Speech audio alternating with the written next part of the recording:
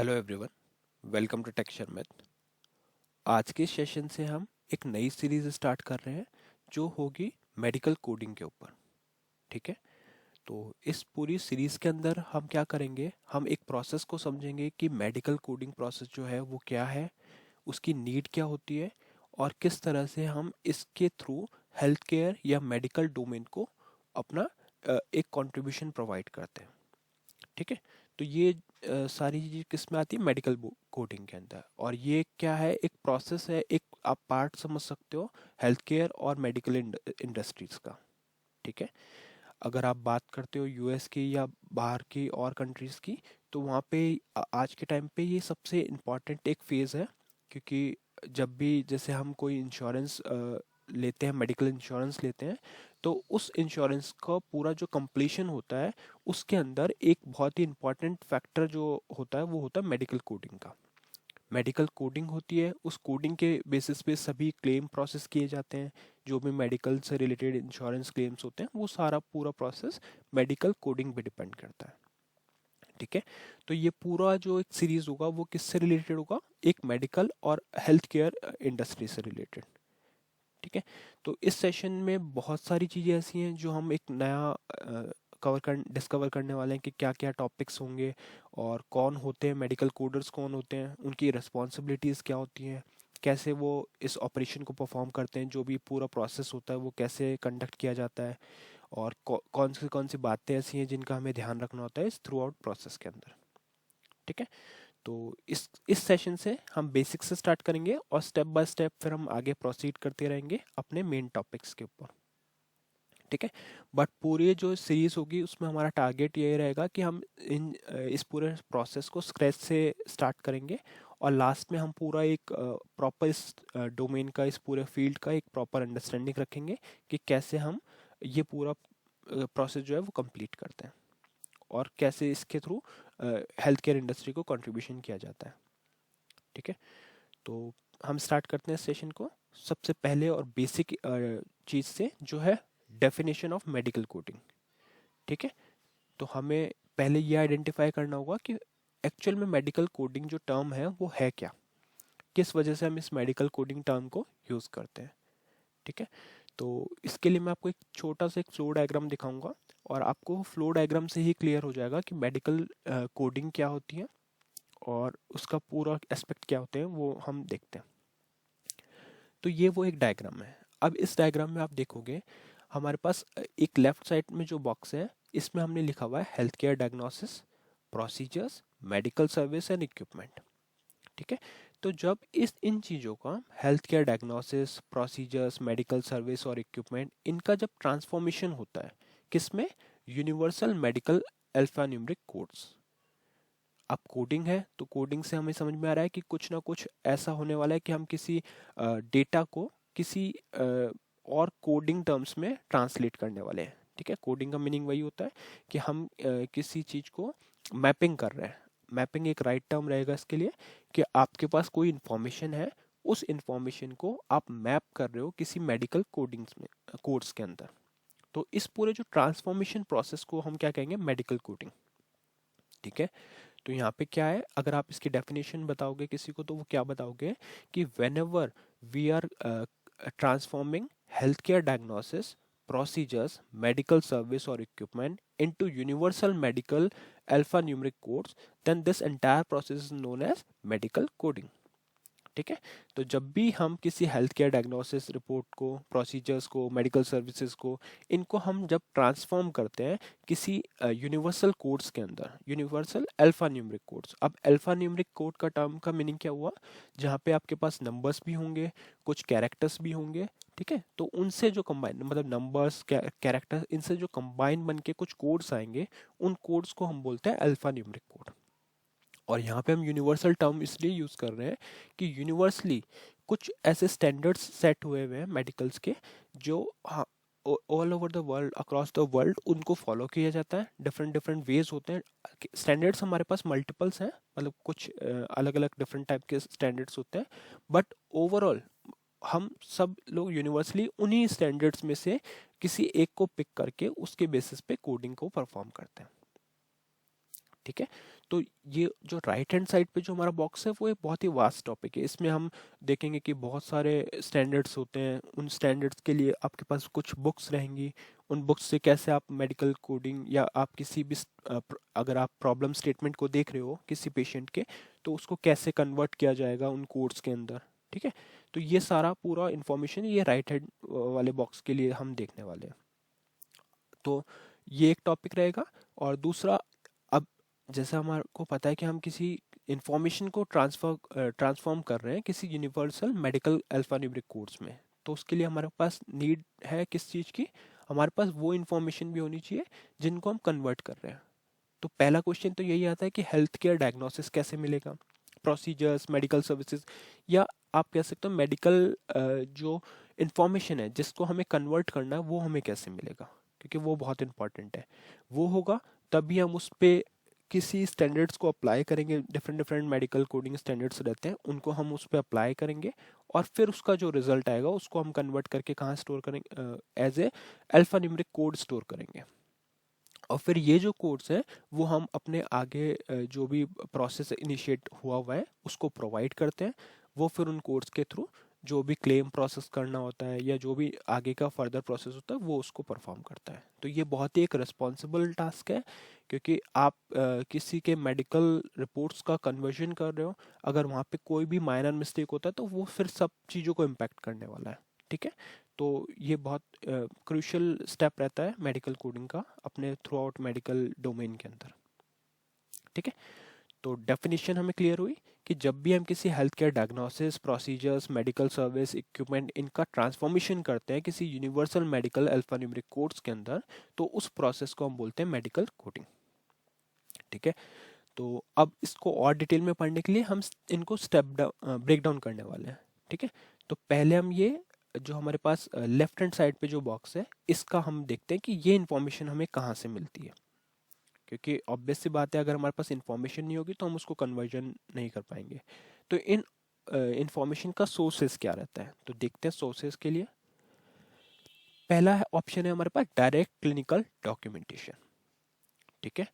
तो जैसा मेडिकल से रिलेटेड फील्ड है तो आपके पास एक क्लिनिकल डॉक्यूमेंटेशन होना चाहिए। वो डॉक्यूमेंट क्या क्या हो सकते हैं, तो पहला पॉइंट है हमारे पास history and physical examination reports.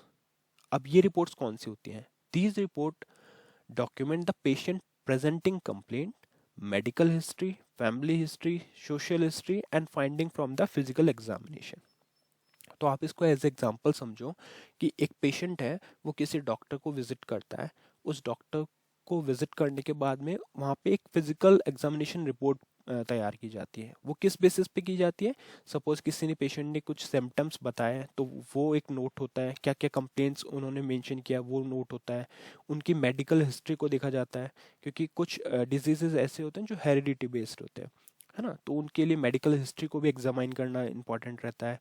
Family और सॉरी हेरिडिटी के लिए हम फैमिली हिस्ट्री को वेरीफाई करते हैं। मेडिकल हिस्ट्री हो गई कि हाँ जो भी स्टडीज़ अभी तक उस पर्टिकुलर डिजीज़ के लिए परफॉर्म हुई है उसका क्या मीनिंग है। Social history, finding from the physical examination, physically doctor उनको एग्जामाइन करता है कि क्या सिम्टम्स हैं या क्या इश्यूज हैं जो उनको हुए हैं, उसके बेसिस पे एक रिपोर्ट प्रिपेयर होती है जिसको हम बोलते हैं history and physical examination report.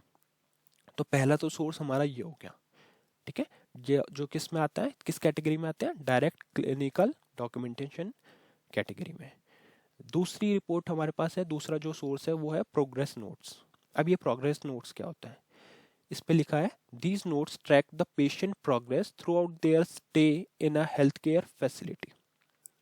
अब आप ये सिनेरियो अज्यूम कर सकते हो कि एक पेशेंट है जो किसी हॉस्पिटल में एडमिट हुआ है, और वहाँ पे वो एक पूरा जो जो भी उसका एक ड्यूरेशन रहेगा जब तक वो वहाँ पे स्टे करता है, तो वहाँ पे उसकी प्रोग्रेस को ट्रैक किया जाता है, और उन्हीं ट्रैकिंग रिपोर्ट को हम बोलते हैं प्रोग्रेस नोट्स। तो जैसे यहाँ मेंशन है, these notes track the patient progress throughout their stay in the healthcare facility, detailing changes in symptoms, diagnostic test, treatment and response to medication. अभी ऑब्वियस सी बात है कि अगर वो हॉस्पिटलाइज है तो उस पर कुछ मेडिकेशन परफॉर्म हो रहे हैं, तो उन मेडिकेशन का क्या रिस्पॉन्स आ रहा है वो भी एक एक स्टेप बाय स्टेप उसको नोट किया जाता है, एक ड्यूरेशन होता है उसके अंदर, पूरा एक इनका प्रोग्रेस नोट बनता है। और जो भी सिम्टम्स हैं उनके बारे में, या डायग्नोस्टिक टेस्ट क्या कह रहे हैं, ट्रीटमेंट का पूरा एक डिटेल बना के पूरा उन चीज़ों को ट्रैक करा जाता है, और उसको फिर हम बोलते हैं प्रोग्रेस नोट्स। ठीक है। फिर एक और सोर्स जो हो सकता है वो हो सकता है डिस्चार्ज समरीज। अब ये डिस्चार्ज समरी क्या होता है? These summaries provide a concise overview of the patient entire encounter, including diagnosis, procedures performed, medication prescribed and follow-up instructions। तो डिस्चार्ज समरी में जो भी हमने एज ए डॉक्टर जो भी हमने पेशेंट को मेडिकेशन प्रेस्क्राइब किया है ना, और जो भी उन डिजीज़ के का डायग्नोसिस हुआ है, प्रोसीजर्स जो परफॉर्म्ड हुए हैं, या जो भी फॉलो अप इंस्ट्रक्शन है, वो सारा एक समरी हम जो भी सपोज 5 डेज़ के लिए कोई पेशेंट एडमिट होता है किसी हॉस्पिटल में, तो उस 5 डेज़ में क्या क्या प्रोसेस परफॉर्म हुए थे, क्या क्या मेडिकेशन उसको दिया गया था, और कौन से अगर कोई ऑपरेशन परफॉर्म हुआ था तो उसके बारे में ओवरऑल जो भी 5 डेज में होता है पेशेंट के उस ट्रीटमेंट के थ्रू, तो वो उसको हम समरी करते हैं, और उस समरी को बोलते हैं डिस्चार्ज समरी। इसके अलावा एक और ऑप्शंस रहता है हमारे पास, जो सोर्स रहता है वो है कंसल्टेशन रिपोर्ट। ये क्या होता है? Reports from specialist consulted during the patient care can offer additional insight and diagnosis. तो जो भी कंसल्टेशन होता है उस टाइम पे जो भी इंफॉर्मेशन रिपोर्ट प्रिपेयर होती है, वो भी एज ए सोर्स हम कंसिडर करते हैं। किसके लिए? ये जो आपने अभी लेफ्ट साइड में बॉक्स देखा, इसमें क्या क्या है? Health care diagnosis, procedures, medical service and equipment. तो जो भी इंफॉर्मेशन हमें लगता है कि हमारे को इन्फॉर्मेशन प्रोवाइड करती है उस पेशेंट के उस पर्टिकुलर डिजीज़ के लिए, वो हम कलेक्ट करते हैं, और उन्हीं के बेसिस पे हम फिर उनको ट्रांसफॉर्म करते हैं किसमें? यूनिवर्सल मेडिकल अल्फान्यूमेरिक कोड्स में। और इनको ट्रांसफॉर्म करने के लिए कुछ स्टैंडर्ड सेट हैं ऑलरेडी यूनिवर्सली, उनको उनमें से किसी एक स्टैंडर्ड को हम पिक करते हैं, और उसी के बेसिस पे पूरा ऑपरेशन जो ट्रांसफॉर्मेशन है वो परफॉर्म होता है। ठीक है। तो ये कुछ सोर्सेज देखे, और भी बहुत सारे सोर्सेज होते हैं जिससे हमारे को इन्फॉर्मेशन मिलती है। अभी हमने देखा डायरेक्ट क्लिनिकल डॉक्यूमेंटेशन। नेक्स्ट है हमारे पास डायग्नोस्टिक स्टडीज। ये क्या होता है? जब जैसे laboratory reports, these report detail the results of blood test, urine test, tissue samples and other laboratory investigation। ठीक है। अगर कोई पेशेंट है वो ब्लड टेस्ट करवाता है, तो वो भी एक रिपोर्ट जनरेट होता है, वहाँ से आपको एक रिपोर्ट मिलता है कि उस ब्लड टेस्ट का क्या रिजल्ट्स रहा, या यूरिन टेस्ट या टिश्यूज सैंपल्स, ये सारे भी एक इन्वेस्टिगेशन परफॉर्म होता है इन पे, और उनकी जो रिपोर्ट आती है वो होती है लेबोरेटरी रिपोर्ट। तो ये भी एक सोर्स है हमारे लिए। सेकेंड हो गया हमारे पास pathology report. These reports provide microscopic analysis of tissue samples to diagnose disease। तो पैथोलॉजी रिपोर्ट्स भी एज ए सोर्स हम ये कुछ टर्म्स हैं जो normal day to day life में हम सुनते हैं जब भी कोई ट्रीटमेंट के लिए कोई प्रोसीड करता है, तो वहाँ पे लेबोरेटरी रिपोर्ट आती है, पैथोलॉजी रिपोर्ट आती है। इमेजिंग रिपोर्ट, इमेजिंग रिपोर्ट क्या होता है? सिटी स्कैन्स हो गया, एमआरआईज हो गई, या अदर इससे रिलेटेड कोई भी एक्सरेज हो गए, तो वो सब किस में आएगी? हमारे इमेजिंग रिपोर्ट। तो ये भी एक सोर्स है, इसके थ्रू भी हमारे को एक पेशेंट का मेडिकल जो भी डिजीज़ है उसकी इंफॉर्मेशन मिलती है। ठीक है। वैसे ही हमारे पास है ईसीजी रिपोर्ट, है ना, इलेक्ट्रोकार्डी इलेक्ट्रोकार्डियोग्राम रिपोर्ट, ईसीजी रिपोर्ट जो होती है, ये भी हमारे को पूरा इंफॉर्मेशन देती है। जैसे these reports measure the electrical activity of the heart and can diagnose arrhythmias and other cardiac conditions. तो ये सारी इंफॉर्मेशन कहाँ से आएगी? हमारे पास ईसीजी रिपोर्ट से आएगी। तो हमने और कौन से पॉइंट देखे, कौन से सोर्सेज देखे? लेबोरेटरी रिपोर्ट्स, या लैब रिपोर्ट्स भी बोल सकते हो, पैथोलॉजी रिपोर्ट, इमेजिंग रिपोर्ट और ईसीजी रिपोर्ट। ठीक है, ये कुछ थे सोर्सेज। अब इसके अलावा कुछ अदर सोर्सेज भी हो सकते हैं। सोर्सेज मैंने जैसे आपको बताया कि बहुत सारे डिफरेंट डिफरेंट सोर्स हो सकते हैं जहाँ से हमें इन्फॉर्मेशन मिलती है, बट जो मोस्ट कॉमन या मोस्ट पॉपुलर सोर्सेज हैं उनमें से हम अभी डिस्कस कर रहे हैं। अब एक है operative report. These report details the surgical procedure performed on the patient, including the incision site, instrument used and complication encountered। ये क्या होता है? Operative report. एनेस्थेशिया रिपोर्ट होता है। ठीक है। तो ये भी these reports document the anesthesia administered during the surgery and any related complications। nursing notes, nursing note में क्या है, यहाँ पे अगर आप देखोगे, while not always use directly for coding, nursing report को डायरेक्टली कोडिंग में यूज नहीं किया जाता। Nursing notes can provide additional information about the patient condition and response to treatment. ठीक है, तो ये डायरेक्टली तो आप नर्सिंग नोट्स को कंसिडर नहीं करोगे, but as a additional information हम उसको एक बार रेफर कर सकते हैं कि हाँ, नर्सिंग जो भी नोट्स हमें मिले हैं, प्रोवाइड किए हुए हैं, वो हम एक बार देख के पेशेंट के बारे में कुछ और इन्फॉर्मेशन को आइडेंटिफाई कर सकते हैं। ठीक है, फिर है medical record from the health care providers. Health care provider होते हैं वो भी कुछ रिकॉर्ड्स प्रोवाइड करते हैं। If the patient have has seen other healthcare providers for the same condition, their record may be reviewed for additional diagnosis and procedures।